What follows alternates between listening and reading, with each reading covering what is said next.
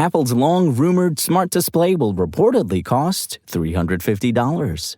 We'll talk all about it in a bit, but first, the Ring battery doorbell is on sale via Amazon for just $50. This is half off and matches the Prime Day price, only now the deal is available for everyone. The sale applies to both colorways. This is the company's entry-level video doorbell, but it's still got some nifty features. First of all, it's powered via a rechargeable battery, so users don't have to do any wiring to get started. It charges via an included USB-C cable. The Ring video doorbell is a relatively new design, having been first released in the middle of last year.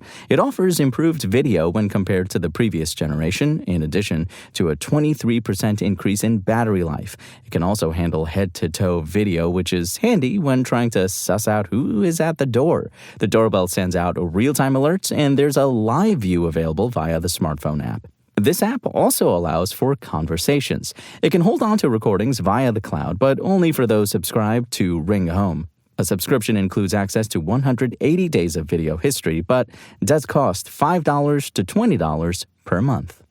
And as frustrating as it is that governments and businesses are running roughshod over our online freedoms, at least we have plenty of good VPNs to choose from to keep us protected online. There are so many fast, intelligently designed, full-featured, and affordable services on the market that the biggest problem is picking one. For any use case, you can bet at least two providers will be neck and neck for first place.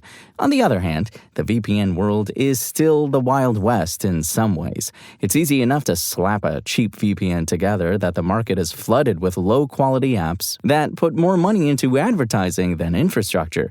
They may look good, but it's all styrofoam under the hood. We built this list of the best VPNs after intensive testing to help you reorient your focus on the providers that actually deserve your time and money.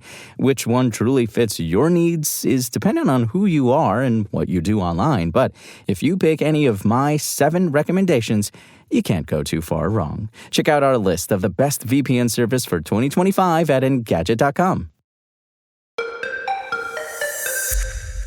Apple has been expected to widen its smart home offering for a long time now, and if a new report is accurate, we could be getting a trio of new devices fairly soon.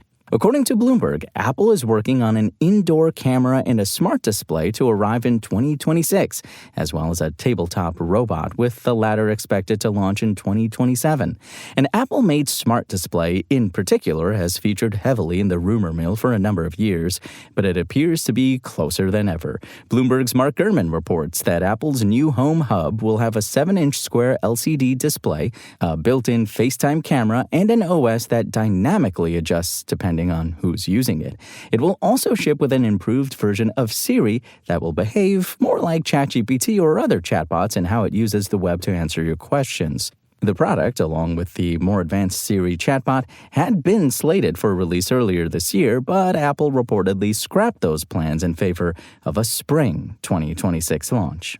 Bloomberg claims there will be 2 versions of the Home Hub, one codenamed J940, which takes the form of a display mounted on a HomePod mini-like speaker, and the other, J491, designed to be hung on a wall. With both, you'll be able to control smart appliances, play music, and presumably interact with Apple's various apps on other devices. Apple is said to be targeting a price of around $350, although the Bloomberg report does not specify which version of the device that price refers to. The tabletop robot, scheduled to launch in 2027, will effectively be the smart display Apple could be releasing next year, mounted into a motorized arm that can move the device to different positions, which sounds like the company's take on Amazon's slightly creepy, swiveling Echo Show 10, first launched in 2021.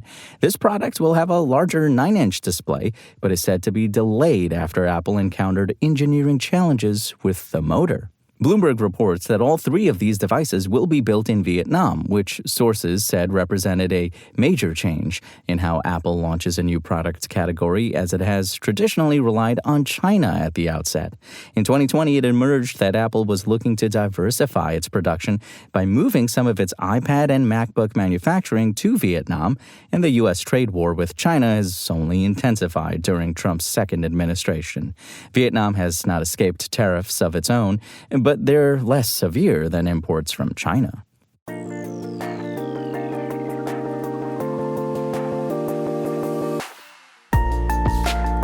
Thanks for listening to the show. Make sure to rate, review, and subscribe on Apple Podcasts. Today's show featured journalism by Engadget contributor Matt Tate and was produced by Spoken Layer.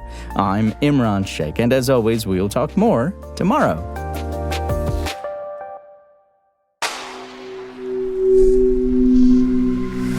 Spoken Layer.